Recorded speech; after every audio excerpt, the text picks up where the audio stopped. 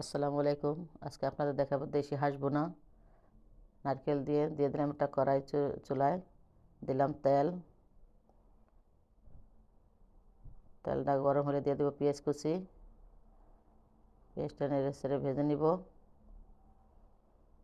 ভাজা হওয়ার পরে দিয়ে দিব, সাথে দিব ধুয়ে রাখা তেজপাতা, আমাদের দেশি তেজপাতা দিয়ে দিলাম। 1 চামচ রসুন দেব, 1 চামচ আদা, গোলায় রাখছিলাম হলুদ আর মরিচ দেশি স্বাদ পাওয়ার জন্য। ভালো করে কষাই নিব।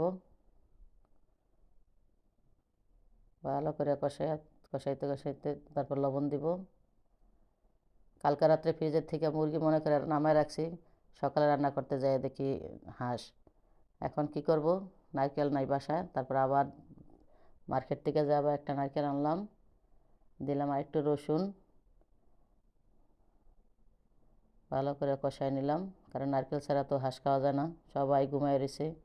দিয়ে দিলাম হাঁস, কারণ ফ্রিজের থেকে নামায় ফেলাইছি। এখন কী করবো, আর তো ফ্রিজে এমনি হাঁসের বয়স 2 মাস হয়ে গেছে। এই হাঁসটা আনছিলাম আমার ভাই আমেরিকা থেকে আসছে, পরে 2টা হাঁস আনছিলাম আমার ভাইয়ের পছন্দের।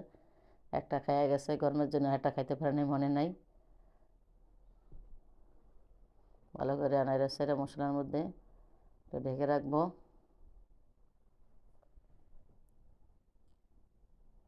এই পাকে নারকেলটা করে আসি। নারকেল করে আসলাম,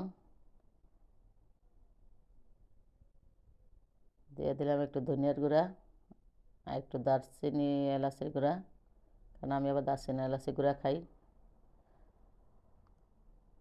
ভালো করে মিশাই নিব।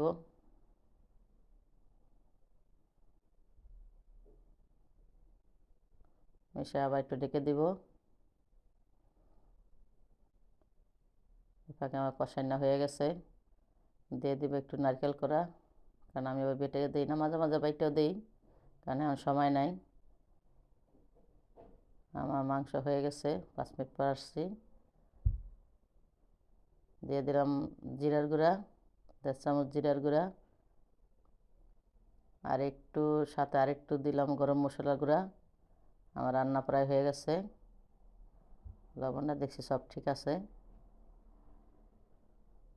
ইতালিতে তাজা হাঁস রান্না করে খেলাম, দেখানো হয়ে গেছে। কেমন হয়েছে জানাইবেন। ভালো হলে সাথে লাইক কমেন্ট দিয়ে শেয়ার দিয়ে সাথে থাকবেন। আল্লাহ হাফেজ।